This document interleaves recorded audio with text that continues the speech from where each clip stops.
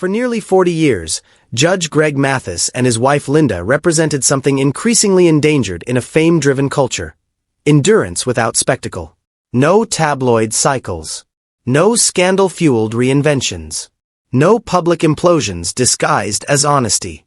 In an industry that rewards volatility, they embodied restraint. Their marriage existed largely in the background of Greg Matthysse' public life. Quiet, stable, unremarkable in the best possible way. It wasn't marketed. It wasn't monetized.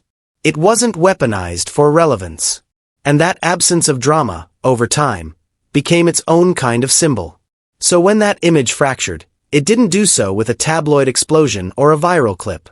It happened quietly, almost politely. And in that quiet, something unsettling emerged.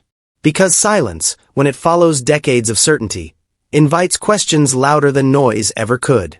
How does a man whose entire public identity is built on accountability reconcile moments where accountability becomes personal rather than procedural? What happens when a figure long framed as a moral anchor must live without the structure that once defined him?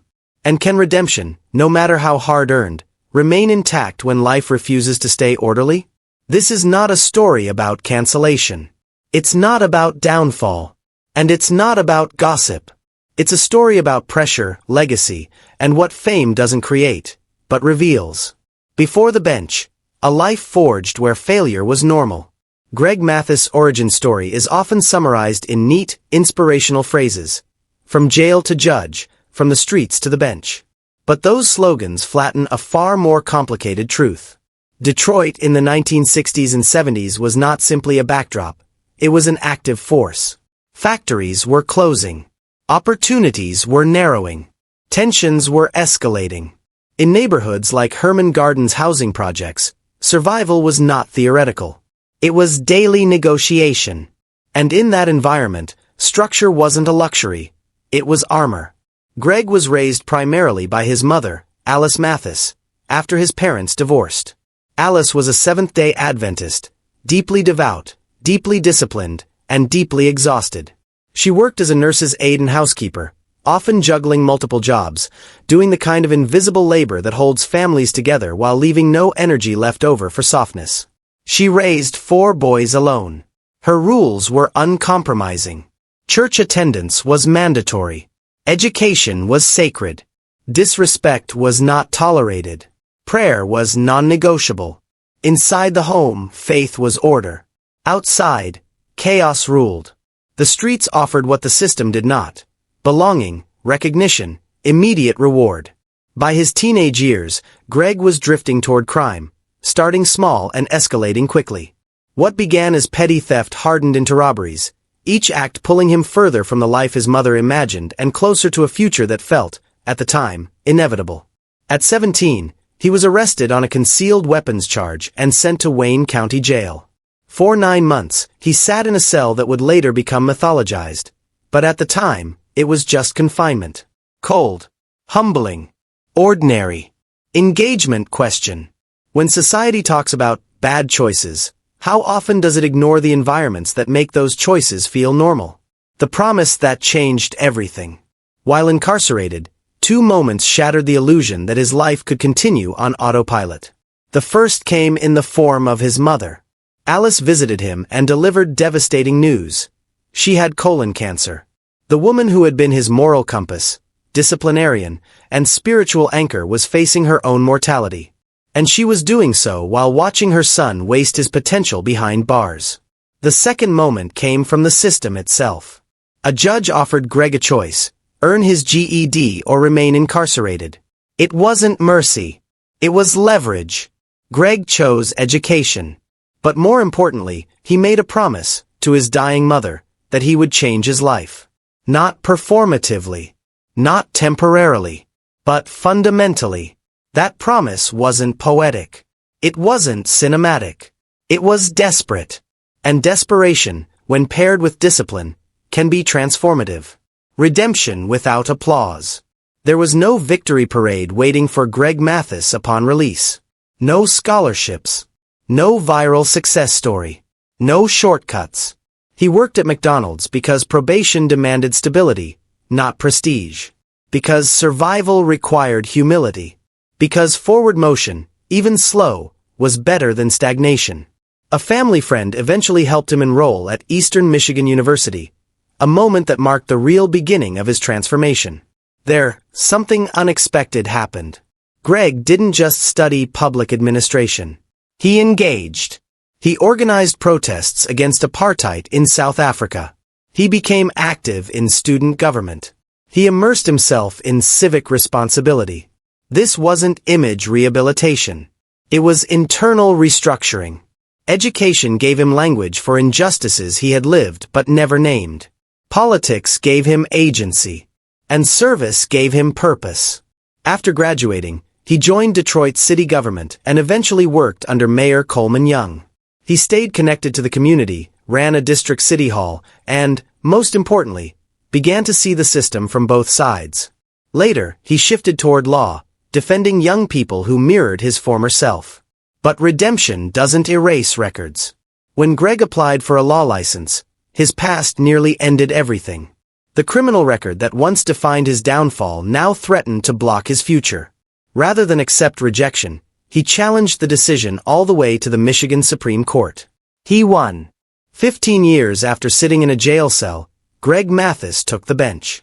Engagement question. Should redemption require lifelong punishment, or demonstrated change? From judge to cultural fixture. When Judge Mathis premiered in 1999, it didn't feel manufactured. Unlike many courtroom shows, this wasn't performance. Greg Matthysse wasn't acting. He wasn't exaggerating. He wasn't chasing ratings through spectacle. He was being himself. That authenticity became the show's anchor. 424 uninterrupted seasons. No judge changes. No format overhauls. No identity crisis. By the time Judge Judy ended in 2021, Judge Mathis stood alone, the longest-running active courtroom show with the same judge and original production intact. That kind of consistency is rare in television. That kind of trust is even rarer. So when Warner Brothers abruptly canceled Judge Mathis in 2022, alongside the People's Court, it sent shockwaves through the industry. Why end something that worked? Insiders pointed to structural shifts. The collapse of daytime syndication. Shrinking advertising revenue. Local stations favoring cheaper in-house news programming. Greg addressed fans directly. Viewership wasn't the problem. The decision was corporate, strategic, impersonal. But he made one thing clear: he wasn't finished. Engagement question. When institutions discard stability in pursuit of efficiency, what gets lost? The cracks that fame can't hide. In 2019, Greg Matthysse entered a different spotlight. Outside a Detroit restaurant, a valet incident escalated into allegations that sharply contrasted with his public image. Reports claimed frustration over a delayed vehicle turned into a heated exchange. The most serious allegation, that he spat on the valet, was immediately denied. No charges were filed. Witness accounts conflicted. Details blurred. Greg acknowledged raising his voice but denied physical misconduct, citing stress, medical challenges, and what he described as opportunistic accusations. The story faded, but it didn't disappear. Then, in late 2024, another allegation surfaced in Los Angeles. A city worker claimed Greg verbally berated him during a driveway dispute and allegedly threatened him with a gun. Once again, no charges, no arrests, no convictions. His legal team called the claims extortionary. But perception had shifted. When a public figure's authority is moral rather than technical, unresolved accusations, no matter how legally thin, carry weight. Engagement question. At what point do repeated allegations, even without proof, change public trust? Ownership, control, and reinvention. As courtroom doors closed, Greg Matthysse pivoted strategically. He turned toward ownership. Black-owned studios. Black creatives. Black-controlled production. He spoke openly about Hollywood's broken promises, about representation without power, visibility without equity. Then came Mathis Family Matters. The reality series defied genre expectations. No chaos. No screaming. No humiliation masquerading as entertainment. It focused on his adult children, successful, grounded, navigating real-life pressures. One rule governed everything. No toxicity. Audiences responded with relief. In 2023, Greg returned to the courtroom format with Mathis Court, produced by Byron Allen's Allen Media Group, a partnership rooted in shared history, independence, and control. It felt like equilibrium had returned. The quiet ending no one expected. Then came the most personal development of all. In August 2024, it became public that Greg Matthysse and his wife Linda were divorcing. No accusations. No statements. No spectacle. They met at Eastern Michigan University. Married in 1985. Raised 4 children together. Built a life long before fame entered the equation. For decades, Linda was the unseen constant, the private foundation beneath a very public life. So the question lingers. Was the divorce the result of public pressure, or the culmination of private strain? No one knows. And perhaps that is the final lesson. Final reflection. Judgment ends where humanity begins. Greg Matthysse' life resists simplification. It is not a morality tale. Not a cautionary headline. Not a redemption slogan. It is a human story, layered, unfinished, and unresolved. From jail cell to judge's bench. From cultural authority to contested figure.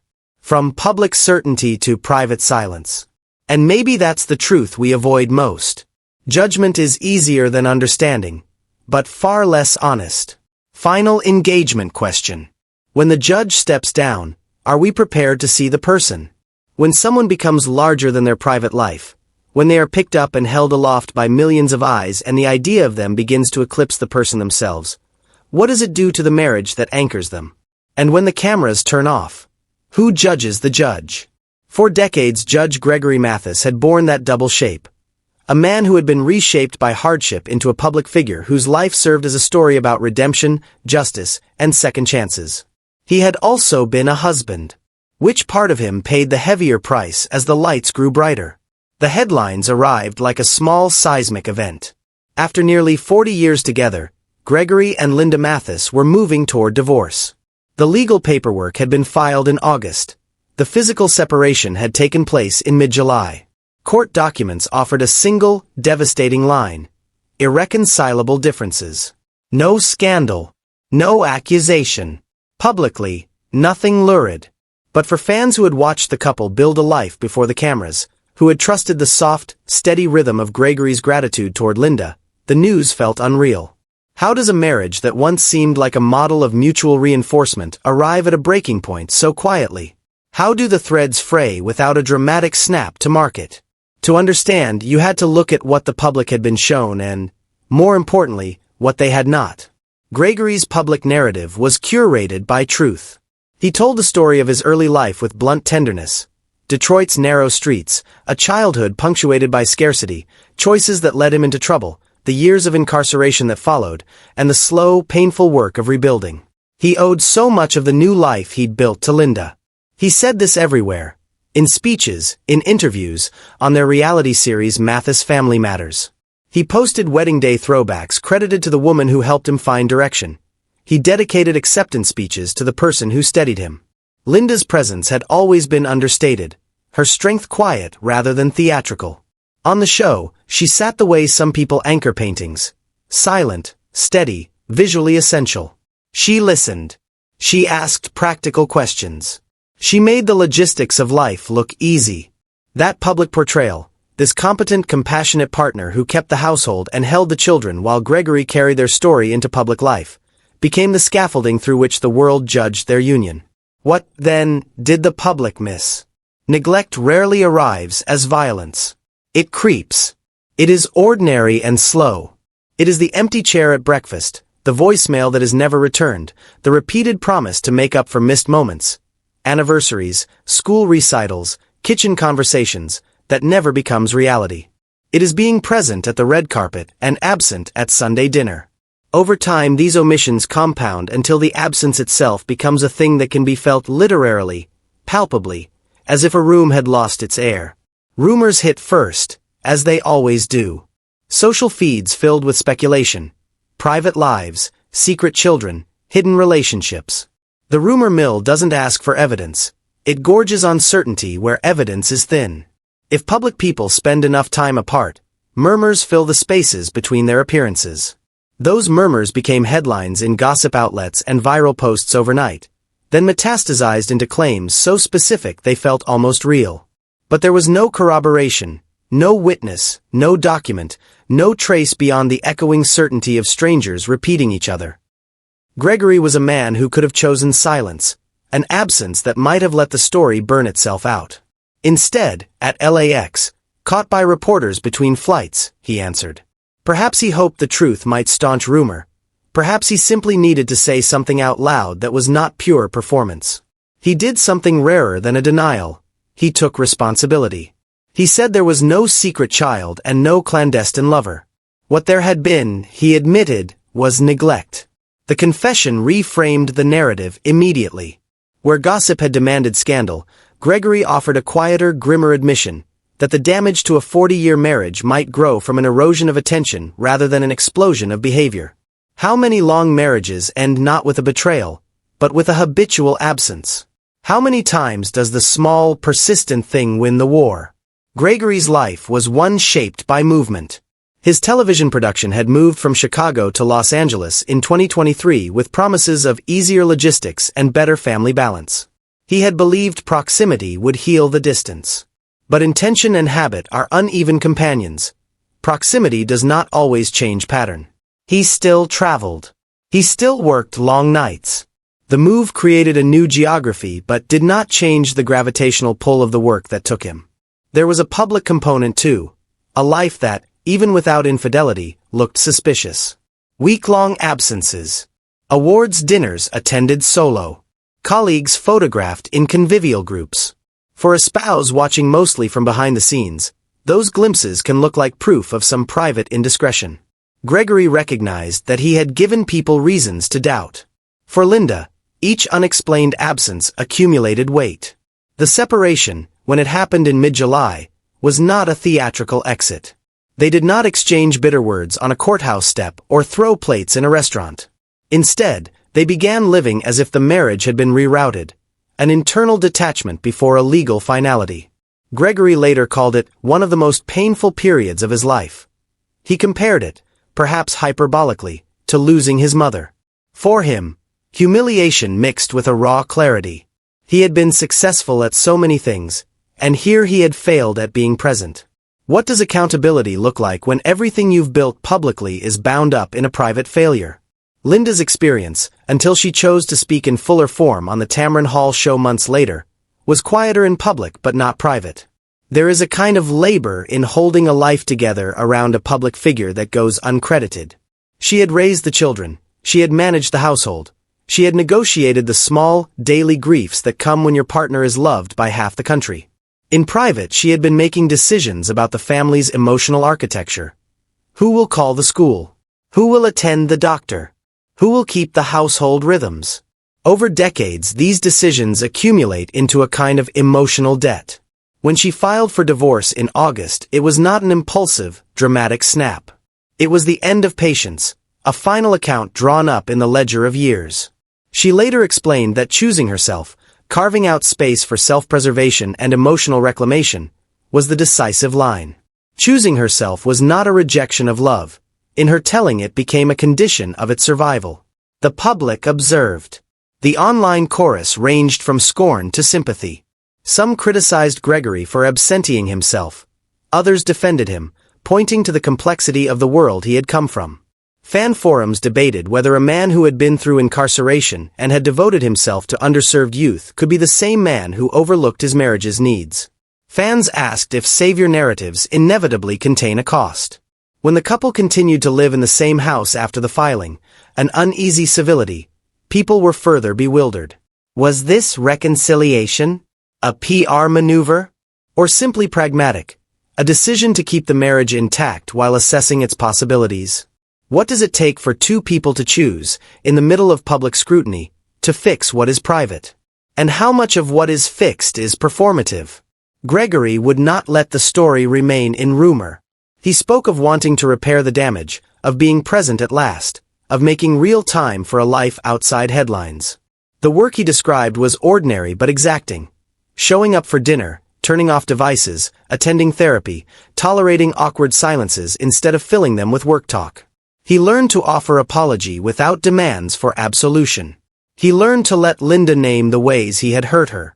For someone whose life had been a series of accomplishments, the discipline of small consistent acts offered a different kind of challenge. Repair, they both discovered, relied on attention and time, but it also required humility. Gregory had to dismantle an identity in which public service and visibility measured his value. He had to acknowledge that he had not held the domestic sphere with the same devotion he had brought to public work. Linda had to let a man who had spent decades leading and advising others be led by the slow, precise work of rebuilding trust. Keeping appointments, making the coffee, and letting her see he meant it by doing it reliably for weeks, months. A kiss in a taxi does not fix decades of missed breakfasts. A sequence of mornings might. When the couple appeared on the Tamron Hall show together late that year, both voices were finally audible, equally. The show allowed Linda to speak about herself, not merely as Gregory's spouse, but as someone who had carried burdens and had concluded that reclaiming a sense of self was the necessary first step toward a different kind of togetherness. She said she had needed to stop being defined entirely by the role of caretaker. Her decision to file for divorce had been a difficult reclamation of agency that opened the door for transformation, not in spite of their history but because of it. What does it mean to choose yourself in a marriage that has been decades long? Is self-care selfish when the alternative is slow erasure? Their son, Greg Matthysse Jr., watched all of this from the vantage of a child who had grown up with cameras and public commentary. He later admitted how surreal it felt to witness his parents' private fracture played out in feeds and columns. There were times when he called to say, in a voice that broke, that he wished they would stop explaining their love to everyone and just be. The family dynamic shifted as if someone had changed the temperature in a room. Conversations that had once been casual grew deliberate. Words were measured against their likely public resonance. The reconciliation, when it began to show genuine signs, was in the small rituals. A shared cup of tea in the morning. A grocery run that became an hour of conversation about nothing in particular. A therapy appointment that led to a book on communication and then a discussion about a paragraph from that book until night fell. They learned to anchor themselves with microvows. One uninterrupted hour each evening. A weekend walk without phones. A rule to surface grievances gently instead of letting them calcify. What saves some marriages is not a single heroic act but the accrual of countless small decisions to be present. Could that be enough to convert regret into a new architecture of intimacy? By November 2024, the tone had changed. They were no longer waiting on the precipice. Now, the work of repair had momentum. Public skepticism softened as the couple's behavior aligned with their words. A photograph of them kissing in New York went viral, not because of the sensationalism that typically drives virality but because the kiss suggested something quieter. The restoration of an ordinary affection made visible. Earlier moments, a home karaoke video where Gregory laughed off a missed lyric and Linda pulled him back into the chorus, circulated too, humanizing the couple against a backdrop of performative celebrity. When they sat on Tamron's couch, they spoke of the separation as necessary. A rupture that, paradoxically, had been a rebirth. They told the story of how personal work, both collective and individual, had made them live differently. Gregory admitted that his activism and public service, laudable as they were, had become an excuse that allowed him to avoid a home he found emotionally challenging. Linda described a life of service, a life she had never resented but had to stop allowing to swallow her identity. The reconciliation did not arrive as a tidy epilogue. It came with caveats, with the clear understanding that trust takes more than a photo to restore. Linda refused to turn herself into a prop in a comeback narrative. Gregory refused to perform absolution. Both refused to let a public appetite for redemption rush their process. That discipline, their refusal to dramatize recovery, felt like a moral decision as much as a personal one. Why is it harder to let repair be private in an era that profits on the spectacle of brokenness? And can a couple protect the intimacy that makes repair possible when everyone is watching? As their son later reflected publicly, there was gratitude that the family had made it through with a new honesty. But the journey left traces, lines of memory where things had been missed. The family's story became a parable of modern relationships built in public. How a partner can both be a hero to many and still need to be taught how to be present at home. There were other, less visible consequences. Some of Gregory's community partners worried that the increased focus at home might reduce his outward commitments. Others argued that a more whole man at home would be a more dedicated public servant. The truth, like most true things, lived in a tension between both positions. Gregory recalibrated his calendar. He began to decline some invitations. He spent fewer nights on airplanes and more time in the kitchen learning to fold laundry the way Linda liked it done. These were small, domestic acts that felt revolutionary because they required him to be ordinary on purpose. When asked whether everything was fully resolved, Gregory would not declare victory. He refused to speak for Linda. He knew recovery could be fragile and could unravel without constant tending. Linda refused triumphal statements. She had learned to be protective of her own narrative and of the quiet work of renewal. By mid-2025, their public affection seemed less strategic and more habitual. A clip of them dancing in an empty kitchen, the music soft and shared between them, circulated on social media. Viewers watched a private choreography of two people relearning how to hold each other. For many followers, the images became a relief after months of rumor and suspicion. What does this story tell us when you step back from celebrity gossip? First, that neglect can be as corrosive as betrayal. Second, that separation sometimes becomes the most viable route to change. And third, that reconciliation, if it is real, relies on humility, time, and a reordering of daily life. But there are darker, subtler questions too. How much of a public figure's private life should belong to the public? How many of us are conditioned to expect moral purity from those who speak about justice, redemption, and moral leadership? And if a man who spent years in prison becomes a symbol of second chances, must he remain, forever, a symbol at the cost of his human frailties? The Mathisse's story invites us to consider the cost of pedestalizing other people. When a figure becomes a symbol of hope, their failures feel like a betrayal to the public who identified with their resurgence. Yet for the person in that symbol's body, the pressure is relentless. They must perform moral steadiness even as their marriage, parenthood, or private grief requires attention. Are we asking too much when we demand that public servants be flawless? Or are we, by doing so, erasing the messy, necessary work of human repair? In the months after their reconciliation, the couple became careful about what they allowed into public conversation. They limited interviews and spent months in therapy, a mix of family sessions, individual counseling, and a form of couples work that emphasized communication rhythms and boundary setting. They invited a therapist into their home for weekends of intensive work where they unpacked decades of habit.